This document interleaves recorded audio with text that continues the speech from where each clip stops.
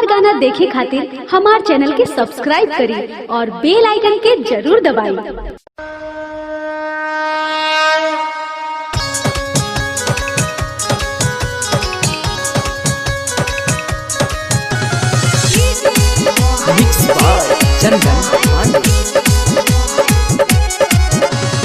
ननद से कह के सेटिंग कराए मकावर मंगाले खलासी से ननद से कह के सेटिंग कराए मकावर मंगाले खलासी से अरे सोया ड्राइवर देवघर ना जइब देवरे संगे जाए मेरा पार्टी से सोया ड्राइवर देवघर ना जइब देवरे संगे जाए मेरा पार्टी से बुझल।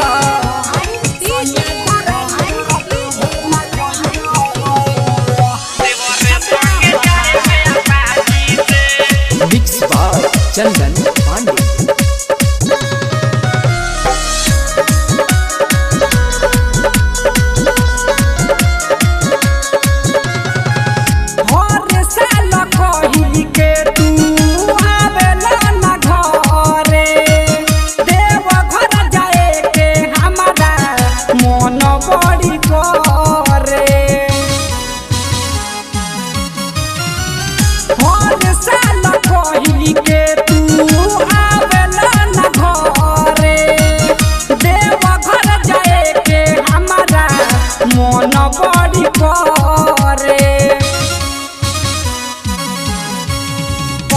हम जाए मजलवा चढ़ाए आजा तू सैया रांची से अरे सोया ड्राइवर देवघर ना जइब देवरे संगे जाए मैया पाची से सोया ड्राइवर देवघर ना जइब देवरे संगे जाए मैया पाची से।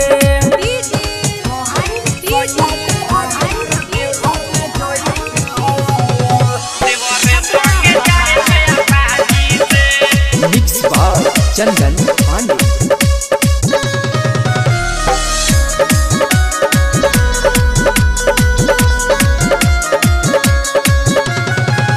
क्या कर बसोइया इतना पैसा कमा के चल संग ले आई हो देवघर घुमा के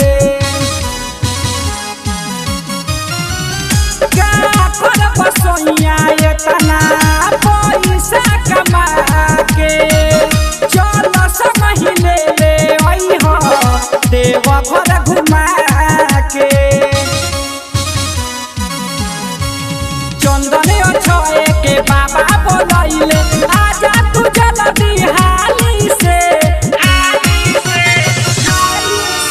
अरे सोया ड्राइवर देवघर ना जइब देवरे संगे जाए मेरा पाची से सोया ड्राइवर देवघर ना जइब देवरे संगे जाए मेरा पाची से। मिक्स बाय चंदन पांडे। अरे पूरा इंडिया हिली बाबू, खाली तू देखत जा।